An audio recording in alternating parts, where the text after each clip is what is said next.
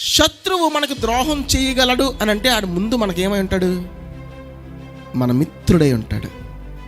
మనం ముందు మన మిత్రుడు కాకుండా ఏ శత్రువు మనకు శత్రువుగా ఉండలేడు. ఇప్పుడు నీకు శత్రువుగా ఉన్న ప్రతి ఒక్కరిని జ్ఞాపకం చేసుకో. ఆడి నీ పూర్వపు పరిస్థితులలో ఆడి నీ క్లోజ్ ఫ్రెండ్, నీ మంచి మిత్రుడే నీకు మంచి శత్రువుగా కాగలడు. నీకు మిత్రుడు కాకుండా వాడు నీ శత్రువు ఎన్నటికీ కాలేడు. ప్రియమైన దేవుని బిడ్డలారా, ఎవరైనా శత్రువు గాయపరిచినా మనం బాధపడం, కానీ మిత్రుడు గాయపరిస్తే ఆ బాధ ఎలా ఉంటుందో మనం వర్ణించలేం. ఎందుకంటే కొట్టే దెబ్బ చావు దెబ్బలా ఉంటుంది మనకు తెలియదు. కీర్తనల గ్రంథం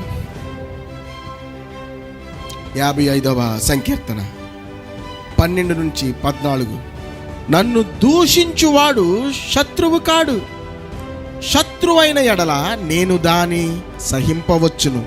నా మీద మిట్టిపడివాడు నా యందు పగబట్టినవాడు కాడు. అట్టివాడైతే నేను దాగి ఉండవచ్చును. ఈ పని చేసిన నీవు నా సహకారివి, నా చెలికాడవు, నా పరిచయుడవు. మనము కూడి మధురమైన గోష్ఠి చేసి ఉన్నవారము, ఉత్సవమునకు వెళ్ళు సమూహముతో దేవుని మందిరమునకు పోయి ఉన్నవారము.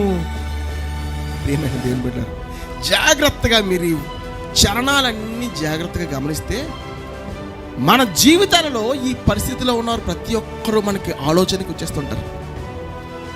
ఈ శత్రువు ఎవడంట? మనల్ని బాధ పెట్టినోడు ఎవడంట? చూడండి జాగ్రత్తగా.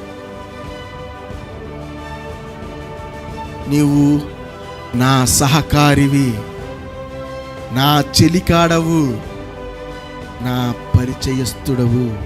నువ్వు నాకు బాగా క్లోజ్, నువ్వు నా ఫ్రెండ్, నువ్వు నా హెల్పర్, నా సహకారివి, నా చెలికాడవు, నా స్నేహితునివి, నువ్వు నా పరిచయస్తుడివే.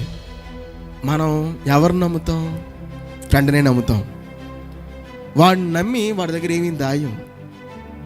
ఆడు శత్రువురా అని మనకు ముందు తెలిసిందనుకోండి, ఆడి దగ్గర కొన్ని విషయాలు దాస్తాం కదా. కానీ సమయం వచ్చినప్పుడు మనకు మిత్రుడిలా ఉండేవాడు శత్రువు అయిపోతే ఎలా ఉంటుంది? మన హృదయం గాయపడుతుంది.